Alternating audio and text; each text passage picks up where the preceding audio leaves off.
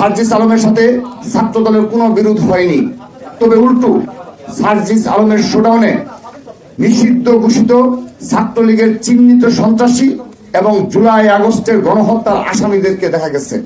জাতীয় নাগরিক পার্টির নেতা জনাব সার্জিস আলমের সাথে বেসরকারি বিশ্ববিদ্যালয়ে সাধারণ শিক্ষার্থীদের মধ্যে একটি অনাকাঙ্ক্ষিত ও অপ্রীতিকর ঘটনা ঘটেছে।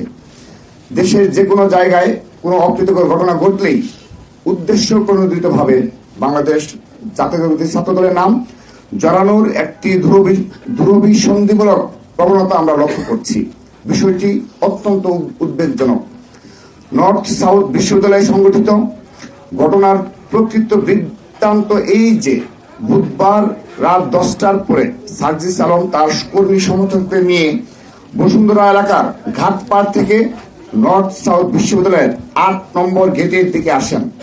এই সময়ে 8 নম্বর গেটে নর্থ সাউথ বিশ্ববিদ্যালয়ের শিক্ষার্থীরা আড্ডারত ছিলেন।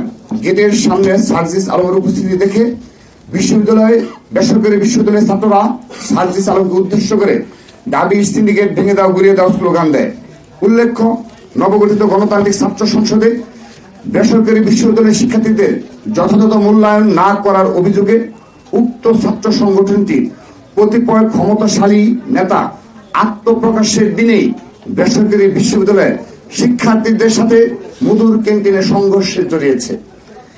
জাতীয় নাগরিক পার্টি এবং গণতান্ত্রিক ছাত্র সংসদের শীর্ষ নেতাদের সাথে বেসরকারি বিশ্ববিদ্যালয়ের শিক্ষার্থীদের সাম্প্রতিক উত্তেজনাপূর্ণ সম্পর্কের কথা দেশের সকল রাজনীতি সচেতন মানুষের অবগত।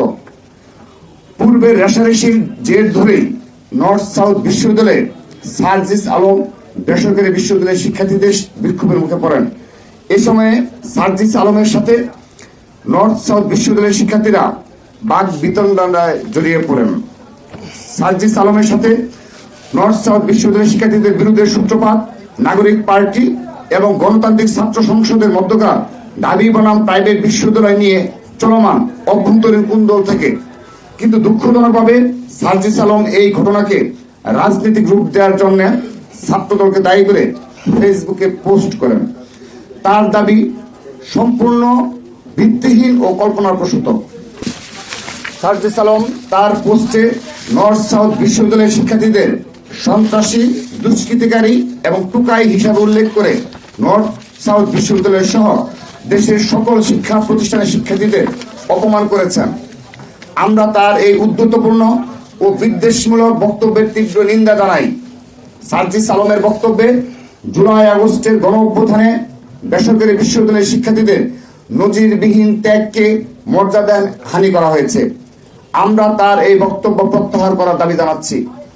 উল্লেখ্য, ঘটনাস্থলে বাংলাদেশ জাতীয়তাবাদী ছাত্র দলের কোন সাংগঠনিক কার্যক্রম ছিল না সেদিন। নর্থ সাউথ বিশ্ববিদ্যালয়ের ছাত্র দলের নেতাকর্মীরাও ঘটনাস্থলে ছিল না।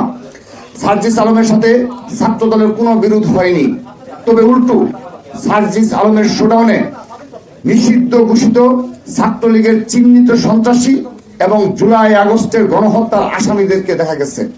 এভাবে জাতীয় নাগরিক পার্টি ও তাদের ছাত্র সংগঠনে নিষিদ্ধ ছাত্রলীগের পুনর্বাসন নেতাকর্মীদের পুনর্বাসন হচ্ছে।